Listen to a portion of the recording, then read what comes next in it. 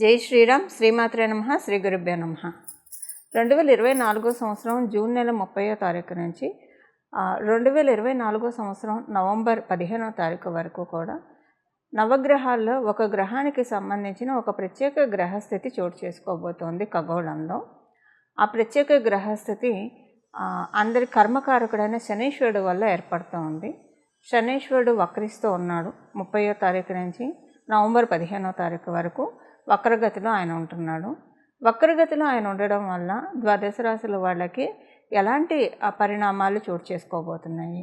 శుభ పరిణామాలు చోటు చేసుకోబోతున్నాయా, లేదా ఏదైనా విషయంలో జాగ్రత్తలు సూచిస్తుందా? ఇలాంటి తదితర విషయాలన్నీ కూడా ఒక మేజర్ ప్లానెట్స్ని మనం కన్సిడరేషన్లో తీసుకుంటాం. ఇప్పుడు శనీశ్వరుడు కానివ్వండి, గురుదేవుడు కానివ్వండి, రాహుకేతు దేవుళ్ళు కానివ్వండి, వీళ్ళు నలుగురు ఏదన్నా ప్రత్యేక గ్రహస్థితి అంటే ఇప్పుడు శనీశ్వరుడు గురు భగవానుడు వక్రంలోకి వెళ్ళిన రాశులు మారిన రాహు శనికేతులు వీళ్ళిద్దరూ రాశులు మారినా కూడా డెఫినెట్గా అదొక ప్రత్యేక ఇంపాక్ట్ ద్వాదశ రాశుల వాళ్ళకి, ద్వాదశ లగ్నాల వాళ్ళకి కూడా ఉంటుంది. అసలు ఆ ఇంపాక్ట్ ఏ విధంగా ఉండబోతుంది అన్న విషయాన్ని మనం చూద్దాము. ద్వాదశ రాశుల వాళ్ళకి అసలు శనీశ్వరుడు వక్రగతిలో ఉంటూ ఏ విధమైన స్పెషల్ సిగ్నిఫికెన్స్ని సూచిస్తున్నాడు, ఈ విషయాన్ని ముందు మనం ఒక్కసారి చూద్దాము. కుంభరాశిలో ఉండి స్వస్థానగతుడైన శనీశ్వరుడు వక్రగతిలోకి వెళ్తూ ఉన్నాడు. ఈ వక్రగతి ఆయనకి అంటే ఈ 2.5 సంవత్సరాలు, ఆయన ఒక్కొక్క రాశిలో 2.5 సంవత్సరాలు ఉంటారు, ఇది మనందరికీ తెలిసిందే. 2.5 సంవత్సరాల్లో ఆయన ఇవ్వాల్సినవి ఏదన్నా గుడ్ కర్మాస్ కానీ బ్యాడ్ కర్మాస్ కానీ జనరల్గా అయితే జన్మజాతకంలో ఏదైనా గ్రహం వక్రించి ఉంది అంటే పాస్ట్ లైఫ్లో ఏదైనా ఒక పని సగంలో ఆపేసామని కానివ్వండి, ఏదైనా ఒక డిజైర్ అన్ఫుల్ఫిల్డ్ డిజైర్స్ ఏమన్నా ఉన్నా కూడా ఆ గ్రహం వక్రగతిలోకి వెళ్తుంది. ఇది మనకి పరాశర సంహితలో ఉంది. అయితే గోచారంలో మరి వక్రగతిలోకి వెళ్తున్నప్పుడు ఇది వర్తమానం కదా, మరి అంటే భవిష్యత్తు కాలం కదా, వర్తమానం మనకి జరగబోయేది కదా.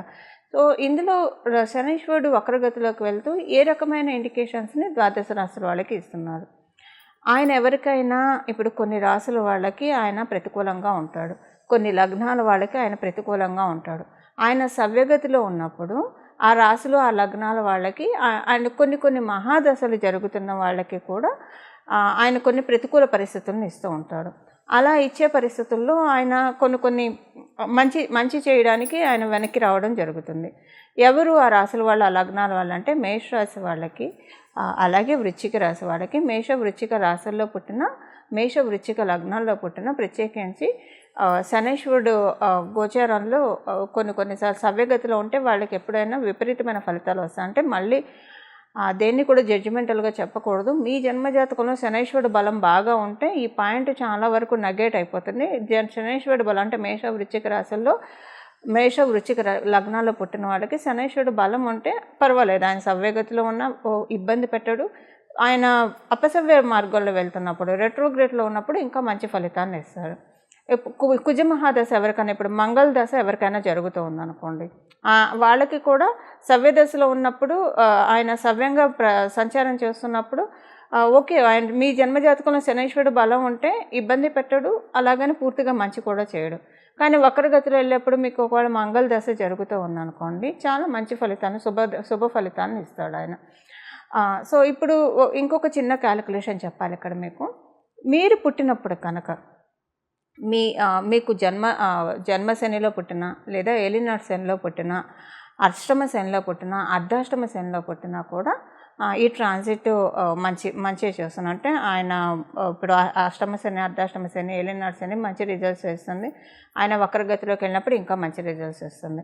అదే మీరు వృశ్చిక రాశి లగ్నాల్లో పుట్టి ప్రత్యేకించి వృశ్చిక రాశి వాళ్ళకి ఇప్పుడు అర్ధాష్టమ శని జరుగుతూ ఉంది. ఈ వక్రంలో వెళ్ళండి, ఈ పర్టికులర్ పీరియడ్ మీకు చాలా మంచి జరుగుతుంది. ఏదైనా పనులు పెండింగ్ ఉండి అవ్వకపోతే అవన్నీ జరుగుతాయి. అవన్నీ నేను రాశుల వారీగా చెప్తాను, బట్ జనరల్గా అవుట్లుక్ ఇస్తున్నాను. ఇదొకటి ఉంటుంది.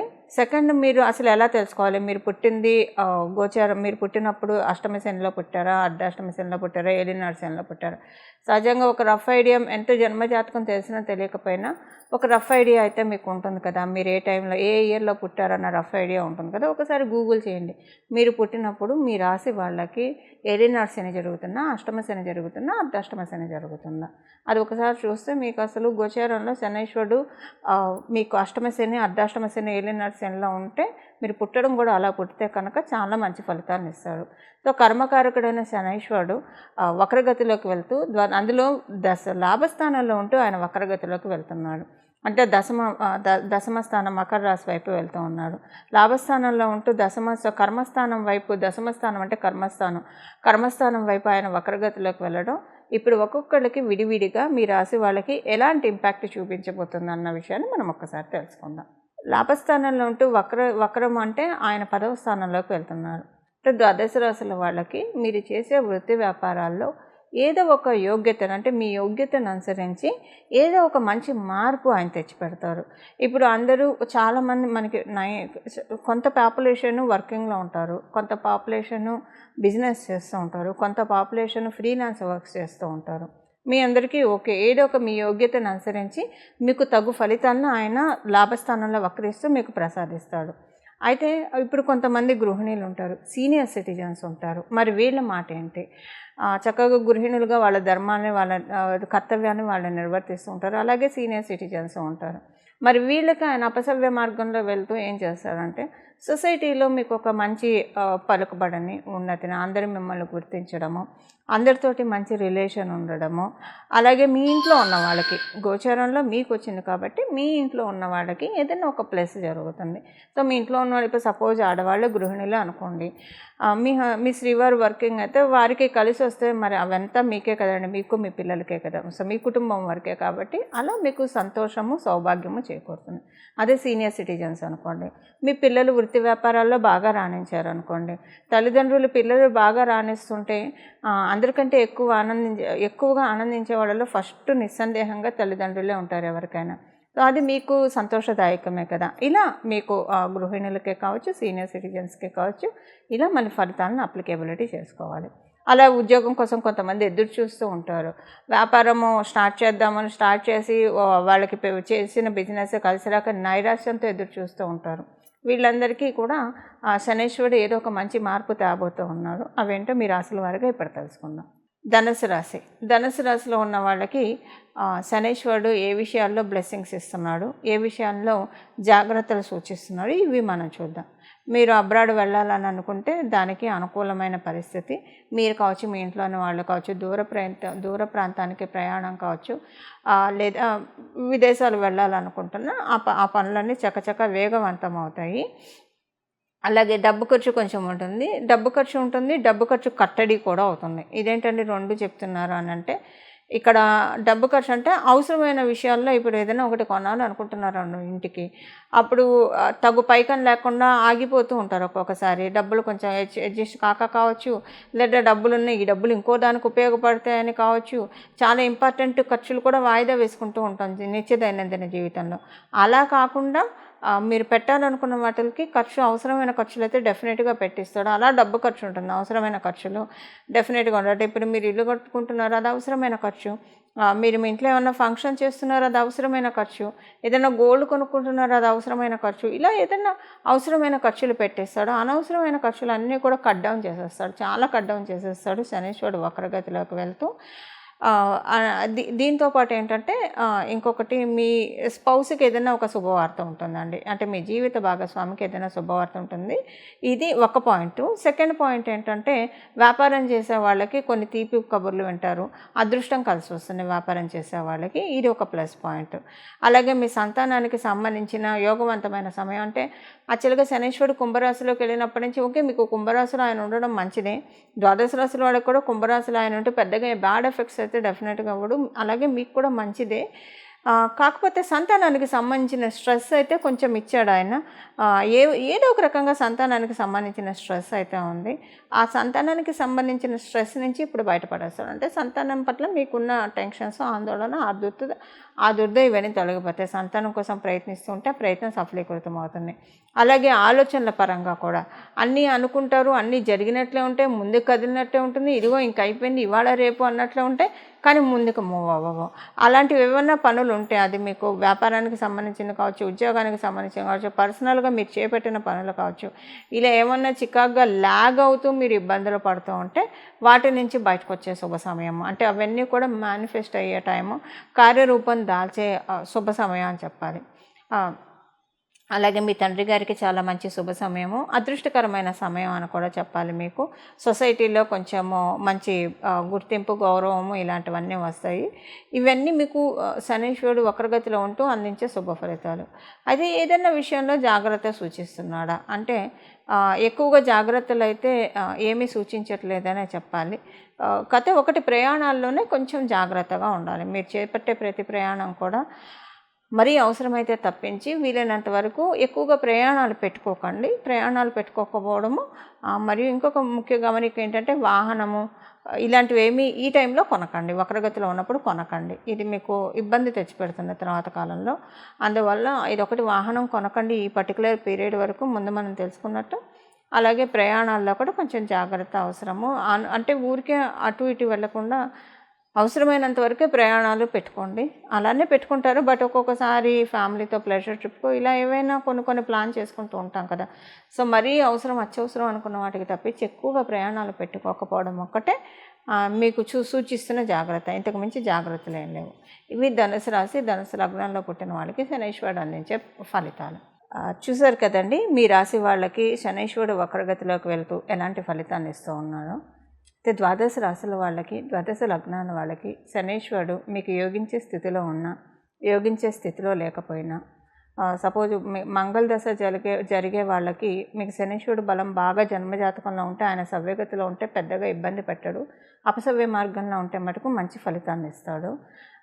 అలాగంటే మీకు మంగళ మహాదశ జరుగుతూ ఉన్నా, మంగళ అంతర్దశ జరుగుతూ ఉన్నా ఈ పాయింట్ అప్లికేబిలిటీ ఉంటుంది. లేదా మీ జన్మజాతకంలో శనీశ్వరుడు మరియు మంగళ వీళ్ళిద్దరూ కలిసి కనుక ఉంటే అప్పుడు కూడా సేమ్ సిచ్యువేషన్ ఉంటుంది. ఆయన సవ్యగతిలో కంటే అపసవ్యగతిలో వెళ్ళినప్పుడే మంచి ఫలితాన్ని ఇస్తారు.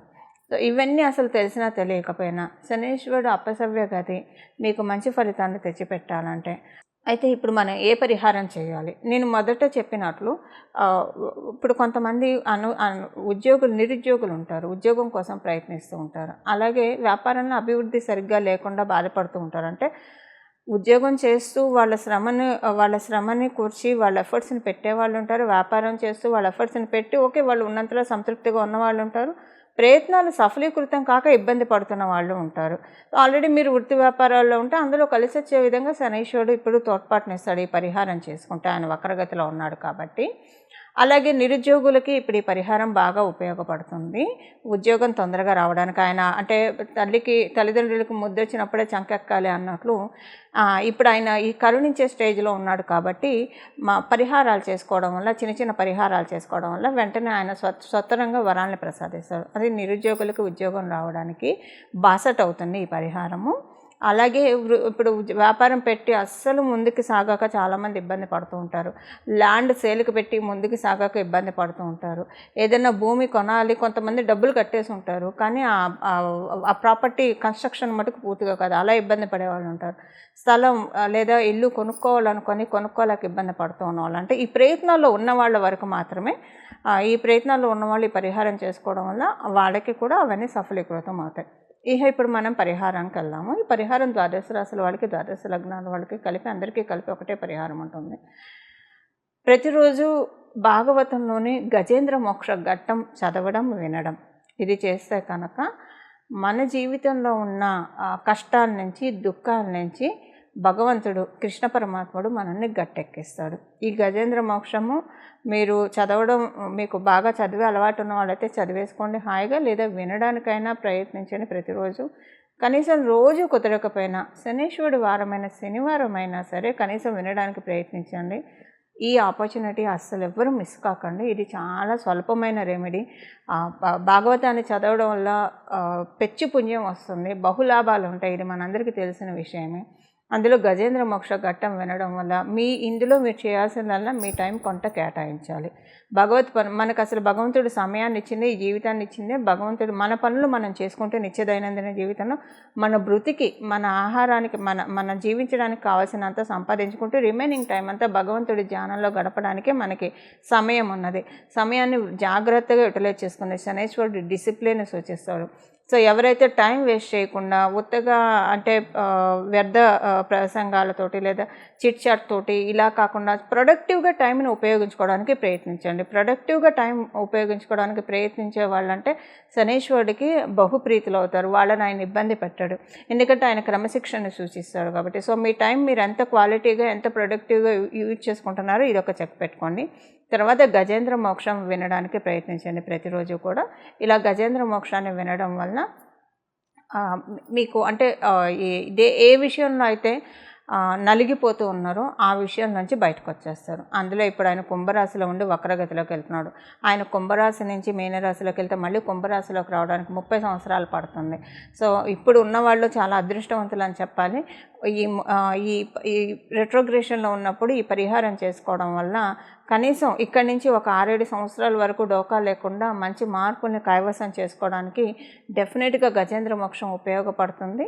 ఇలా గజేంద్ర మోక్షాన్ని మీరు ప్రతిరోజు చదవడం, వినడం, రోజు కుదరని వాళ్ళు కనీసం శనివారం పూట వినడానికైతే వితౌట్ ఎనీ ఫెయిల్ ప్రయత్నించండి. ఆ పెరుమాళ్ళ ఆశీస్సులు మీరు అందరూ అందుకుంటారని చెప్పి, తద్వారా అందుకోవాలని చెప్పి నేను కూడా ప్రార్థిస్తూ, మీ అందరి తరఫున వాసుదేవుని ప్రార్థిస్తూ మంగళం. నమో భగవతే వాసుదేవాయ.